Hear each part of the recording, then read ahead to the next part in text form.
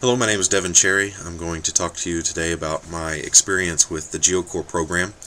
Um, the Geocorps program is a internship program offered through a partnership from the Geological Society of America and different federal services, the National Park Service, the Bureau of Land Management, and the Forest Service. All three offer internship programs in conjunction with the Geological Society of America to create the Geocorps America program.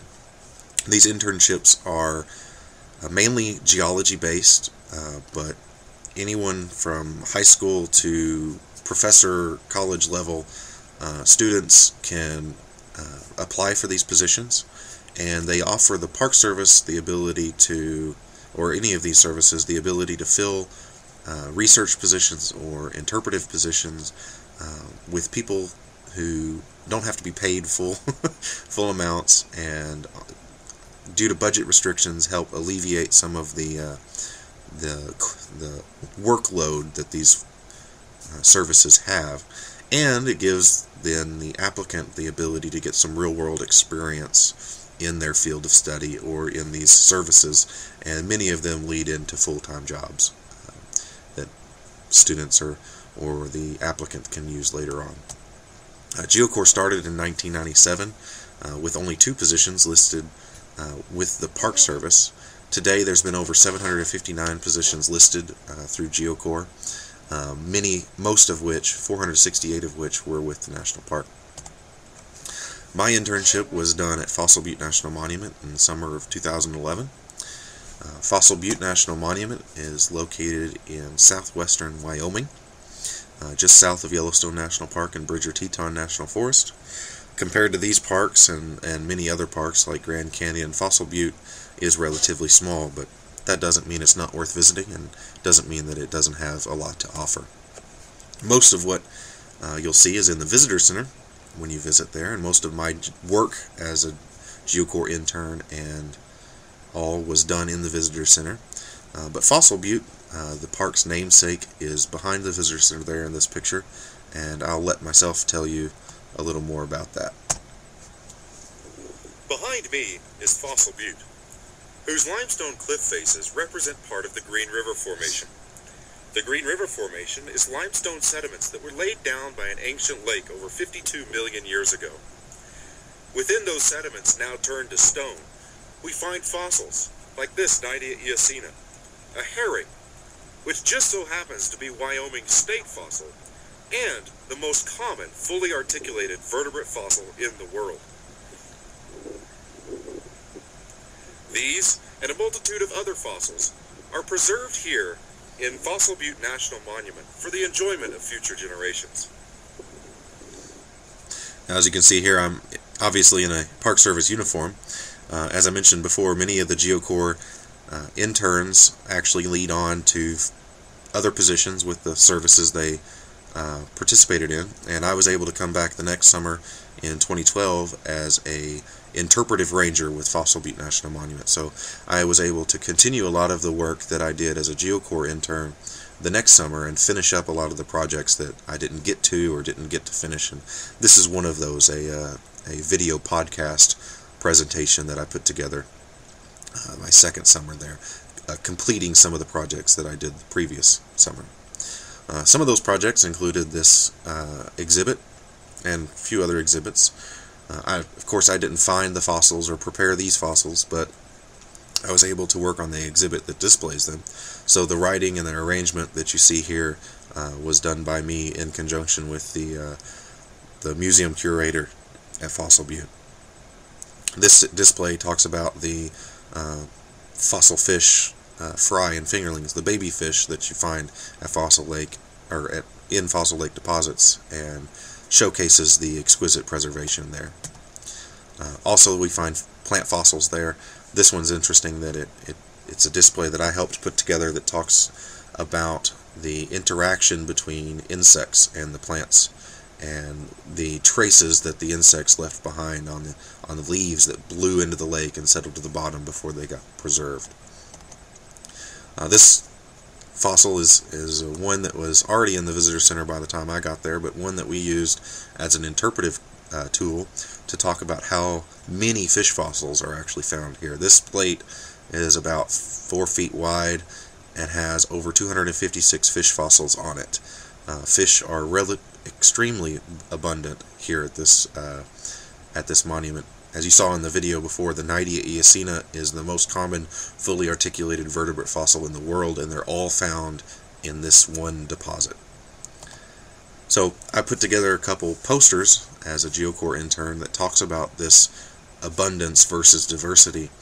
Fish are the most abundant fossils that we find, but when you look at the number of species of fish compared to the number of plants or invertebrates, plants far outweigh the diversity of the fish.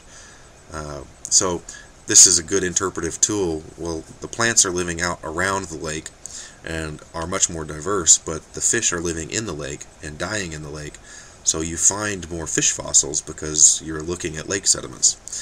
So this is an interesting chart, an interesting tool that we used, an interpretive tool that we used once we got it all up and going in the visitor center. This project, as well as the exhibits, as well as a 8-foot strat column that I made showcasing the entire Green River Formation, really gave me a crash course in using desktop publishing programs like Adobe InDesign and Adobe Illustrator. The strat column was created by digitizing a geologist's map of the stratigraphy of the Green River Formation, and then putting that in and colorizing it and making it a great presentation, which will go into a future exhibit at Fossil Butte. Some of the other exhibits that we would interpret to visitors are like this 13-foot crocodile that's in the visitor center that you see as you walk in, a large varanid lizard, and of course the delicate little insects and things that are preserved as well, showing the range of preservation at the park and why these fossils are important. Preservation like this is unheard of in most fossil deposits. One of the other interpretive things that we did as Geocorps interns and later as a ranger is work with kids with the Junior Ranger program, where they had to complete a book to get the little badge. Most national parks and national monuments have this program. It's different at every one you go to, and typically you'll have to have help from a ranger or a interpretive guide at the park to complete it. One of the pages is about fossil preparation. The kids had to number these pictures as you would imagine preparing a fossil. How much would be exposed as you go along, and number them in order. So we actually demonstrated this process to visitors in our lab. This is the preparation lab, in which you see all the tools of the trade. You see an unprepared fish there on the left, and in the box there in the center we would actually work on fossils. And this was part of my job as a Geocorps intern and later as a interpretive ranger, to work in the lab and show people this process.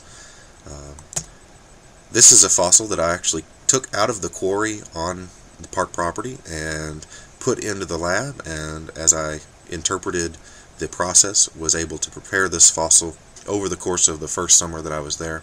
It took many hours to do this, but it was a great tool, a great way to show people how it worked. And there's me with the finished fossil, a Diplomistus dentatus. Outside of the visitor center, you'll see a sea of sagebrush nestled into the valleys between the buttes and ridges where the fossils are actually found. A lot of people think the fossils are down below, underneath the ground at the visitor center, but they're actually up above in the limestone sediments that are in the park. And the park only protects a small piece, but part of that small piece holds the research quarry, which you see here, the layers of limestone.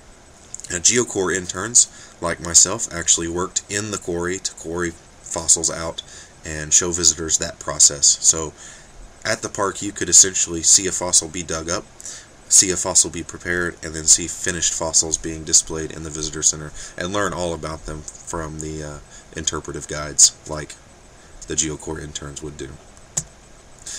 A couple hiking trails available as well. Geocorps interns like myself, seen there in our volunteer uniform, would hike the trails and do what we call roving. So we would rove along, and as we encountered visitors, we would do interpretive moments, kind of impromptu teaching moments about the landscape, about the geology, about the animals, everything that we could about the park, anything that they were interested in. Here's the quarry itself up at the top of one of the trails, where there's a couple of Geocorps interns that were there during 2012 summer doing the interpretation there.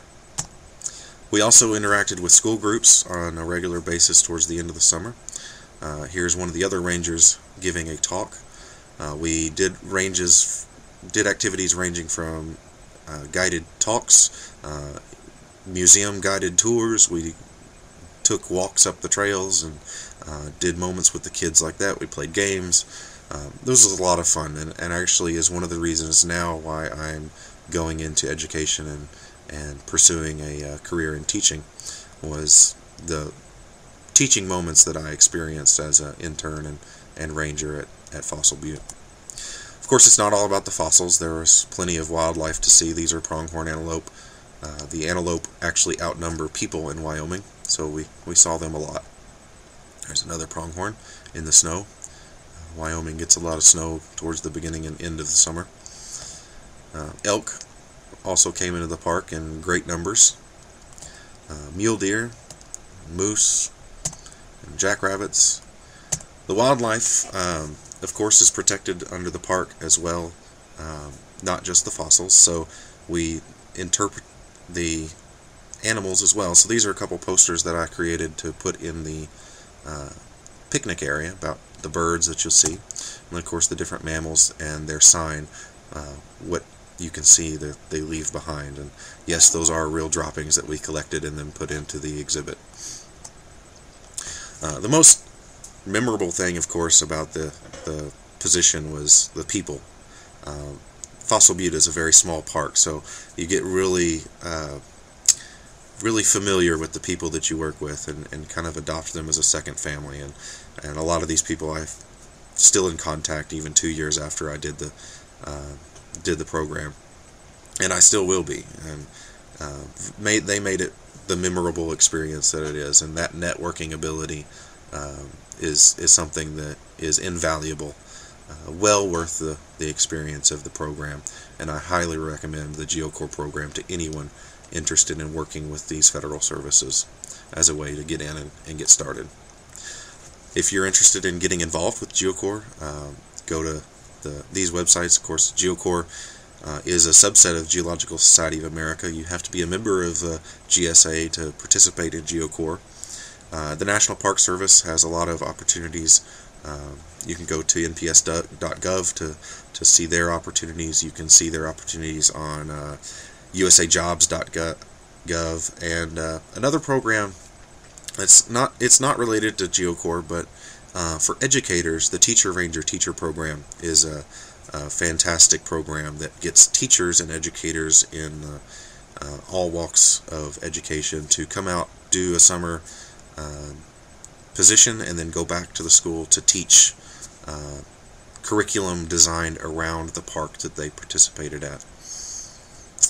All of these programs are fantastic ways to get involved with the Park Service, with the BLM, and with the Forest Service.